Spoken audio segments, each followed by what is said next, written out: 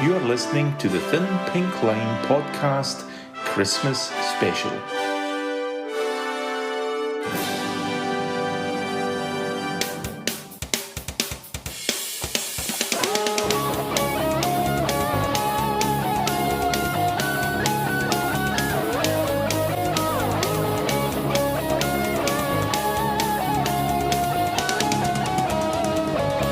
Greetings from Glasgow. Alan Snedden here. In this podcast, my guests will be Alain Parmentier, President of the European LGBT Police Association from France, and Isabel Tapia, Vice President of EGPA from Spain.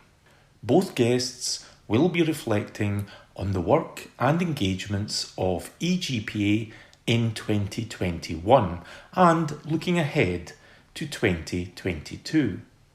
Also, as this is our Christmas edition, on behalf of the Executive Committee of EGPA, we wish to send you all our goodwill wishes for the season.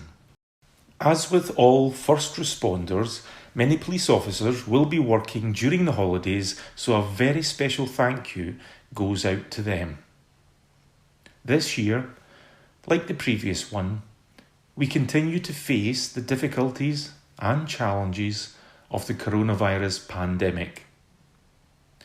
Our thoughts go out to everyone affected and hope that 2022 will bring it a much needed return to normality. So it's time to bring on our guests. We recorded this a few days ago, and due to some technical problems, the audio with Alain was in some parts corrupted. I apologise in advance for this. In order to launch this episode for Christmas, it wasn't possible to arrange a re-recording. That said, I hope you will enjoy this Christmas special edition of the Thin Pink Line.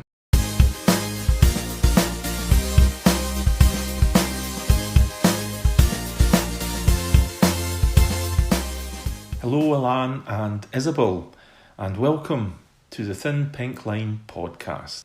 I'll ask you both to respond.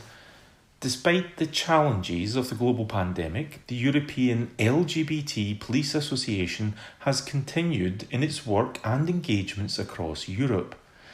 Can you provide some examples of what you and the EGPA has been doing in 2021 for LGBT police officers and LGBT communities?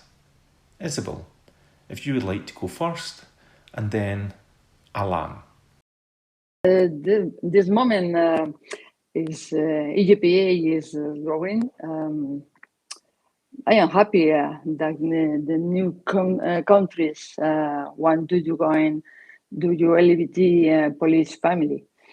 From EGPA, one want to get to touch, for example, to touch with the Portuguese government, to meet with the Minister of Interior for the present EGPA and the training plans that were developing and another European police force. But this was the dissolution of the Portuguese government and the call of early elections. So it is a pending project at the moment, in this moment. Last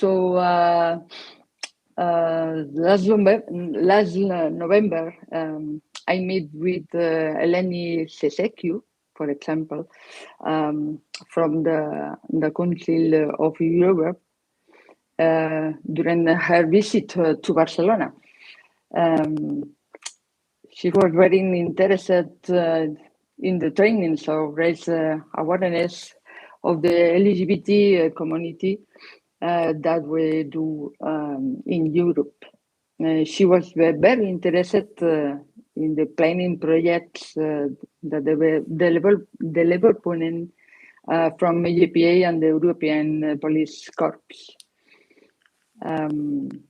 EGPA works in coordination with the Council of Europe on this training, and its responsibility of providing the material translated into the language and printed is amazing. Yes, thank you, Isabel. But during this year, I was the executive committee of the EGPA in Bulgaria, and I went our colleagues called me and Bulgarian LGBT police officers. Soon it will be done. In general announcement is expected. So good work for part of Europe, and I am in Brussels. The first participation was at the assembly of our Belgian colleagues of Rainbow Cops, as well as the screening of the film, the movie coming out in the police.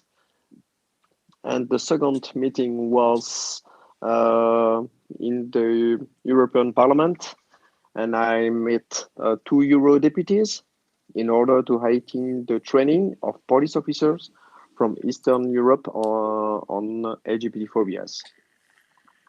Also during this year, our German and Italian members of Velspol Germany and Police Aperta, they have elected a new board and a new president. Now we look forward to meet these new colleagues and to continue to work with them. It was also a bad news when our colleagues from Austria decided to dissolve their organization, but we remain in contact with Tina Gabriel, the ex-president, and we continue to inform her about our works, our progress, and awaiting a possible new board very soon. Also in Ireland, our colleagues from G-Force, they presented to us Ellen Byrne, the new colleagues who will be here in our board to represent our Irish colleagues. So it was a strange year, but also we continue an efficient works. I think if you compare all the information I just gave to you and what explained Isabel about our works, our training with the Council of Europe, I think we did a very good job for our colleagues and for the community. I think and last year is the great work on training for the colleagues. Is work for the future. The EGPA is a work for the 2022.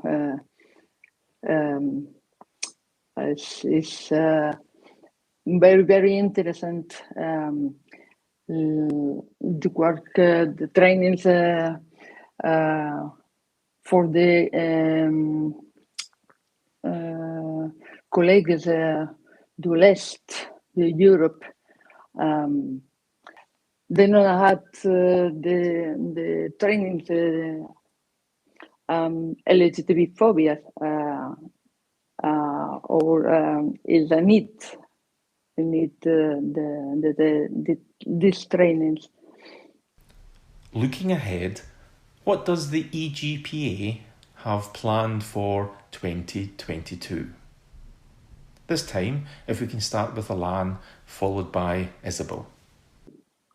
First of all, I have to say that we realize month after month that we are very lucky that after the excellent work of Maria Luce from the Netherlands, we have now an amazing new colleague as vice president, Isabel Tapia from Spain, and that we are very lucky because she worked very hard with me and we work hand by hand. So it's because of colleagues like her that we can continue to have a very good job. So it was for me important to explain it, and that's why I think the next year, 2022, will be very busy, but also very efficient as well. For example, from January, we will be meeting the director of the police of Luxembourg in order to raise awareness of LGBT phobias in their police academies. And also, we have to think that next year, the renewal of board is on the way, and it will be the EGPA which will elect its executive committee next year. So it will be an important year for us as well. I hope to continue it working for and great committee executive of EGPA. I can contribute a little work from me, and Alain is the grand director the executive committee, and her developed to great work inside the EGPA. It's been another difficult and challenging year, and of course many of our colleagues will be working over the holidays, and I'm sure that both of you would like to send them your greetings and your wishes. Isabel. Well, I want to wish you all a Merry Christmas, of course, good health and strength to continue working, and you have done today. And I wish you that your dreams come true next year. I hope. Dear friends, I wish you a Merry Christmas and Happy New Year. Best wishes, and really thank you for your support all this year. And we will continue next year together, stronger together. I'm looking forward to work with you, and on behalf of the executive committee, thank you very much. Well, that's all from us this time. Remember to share our podcast with your friends, families, and colleagues. You can also leave a voice message using the link in the description.